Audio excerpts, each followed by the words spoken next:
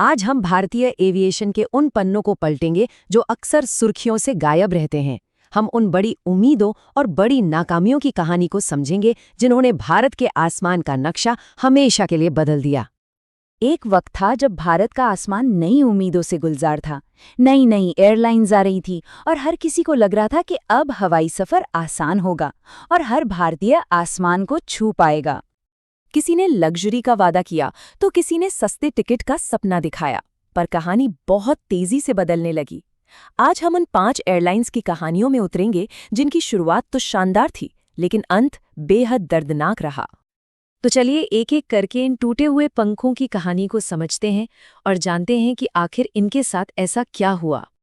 हमारी पहली कहानी है किंगफिशर एयरलाइंस की, जो कभी भारतीय आसमान में शान और शौकत का दूसरा नाम हुआ करती थी।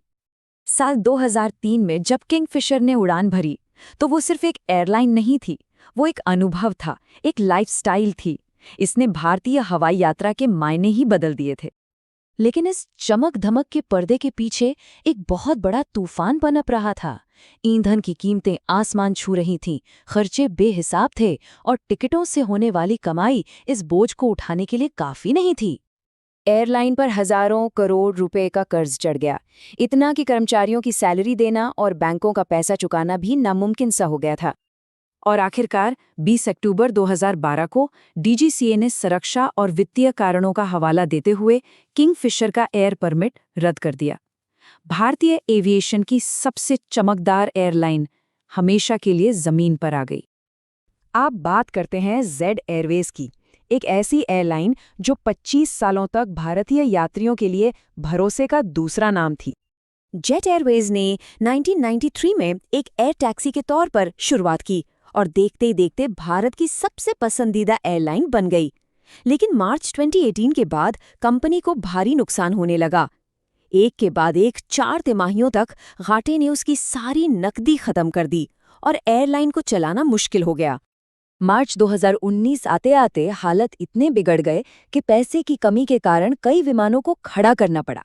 10 अप्रैल को अंतर्राष्ट्रीय उड़ानें रुकी और ठीक एक हफ्ते बाद 17 अप्रैल 2019 को जेट एयरवेज ने अपनी सभी उड़ानें बंद कर दी। हमारी अगली कहानी है गो फर्स्ट की, जिसे पहले गो एयर के नाम से जाना जाता था। इस एयरलाइन के गिरने की वजह कोई वित्तीय गड़बड़ी नहीं, बल्कि एक टेक्निकल संकट था जिसने उसे उड़ने ही नहीं दिया। गो फर्स्ट भारत की तीसरी सबसे बड़ी एयरलाइन बन चुकी थी, लेकिन इंजन की समस्या इतनी बढ़ गई कि उसके आधे से ज्यादा विमान जमीन पर आ गए। सोचिए, कुल 54 में से 28 विमान सिर्फ इंजन की खराबी की वजह से उड़ ही नहीं पा रहे थे। इस संकट का सीधा असर उड़ानों पर पड़ा और नतीजा ये हुआ कि कंपनी को सिर्फ 30 दिनों के अंदर 4118 उड़ानें रद्द करनी पड़ी। और इसका खामियाजा भुगता यात्रियों ने। करीब 77,500 यात्री इस वजह से मुश्किल में पड़ गए। कंपनी ने इंजन बनाने वाली कंपनी प्रैट एंड विटनी पर आरोप लगाए, लेकिन संकट टला नहीं। कंपनी ने दिवालियापन के लिए अर्जी दी, लेकिन बचाव की कोई योजना काम नहीं आई। और आखिरकार 20 जनवरी 2025 को एनसीएलटी ने गो फर्स्ट को बंद करने का आदेश दे दिया। इस तरह 17 साल पुरानी इस एयरलाइन की कहानी खत्म हो गई। अब हम 2 और एयरलाइंस की कहानियों पर एक नज़र डालेंगे जो हमें दिखाती हैं कि नाकामी के रास्ते कितने अलग-अलग हो सकते हैं। एयर डेक्कन ने 2003 में आम भारतीयों को सस्ती उड़ान का सपना दिखाया था, लेकिन 2007 में किंगफिशर के आने के बाद इसकी अपनी पहचान खोने लगी। एयर डेक्कन पहले सिंप्लीफाइड डेक्कन बना और फिर किंगफिशर रेड में मिल गया। आम आदमी को उड़ान का सपना दिखाने वाली पहली एयरलाइन का सफर इस तरह खत्म हुआ। वहीं दूसरी तरफ पैरामाउंट एयरवेज ने 2005 में एक अनोखे आइडिया के साथ बाजार में एंट्री की, सस्ती दरों पर बिजनेस क्लास सेवा। ये एक हिम्मत वाला कदम था, लेकिन लीजिंग कंपनियों के साथ पेमेंट को लेकर हुए कानूनी विवादों ने कंपनी को जकड़ लिया। आखिरकार उसके सारे विमान जब्त कर लिए गए और 2010 में इसकी उड़ानें हमेशा के लिए बंद हो गईं। तो इन 5 एयरलाइंस की कहानियों को देखने के बाद हम किस नतीजे पर पहुंचते हैं? इनसे क्या सबक मिलता है?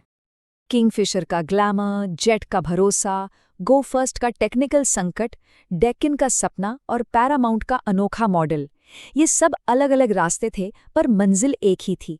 तो इन सब कहानियों के पीछे की एक सच्चाई क्या है?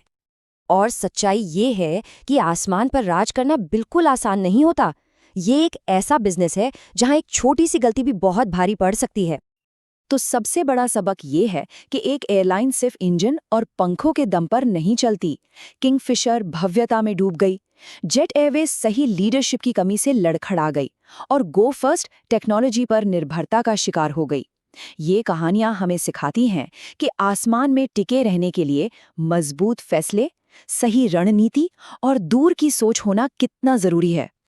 भारत का आसमान आज भी नए खिलाड़ियों का इंतजार कर रहा है। सवाल ये है कि क्या वे इतिहास के इन सबकों से सीखेंगे या फिर वे भी उड़ान से गिरावट की इसी कहानी को दोहराएंगे।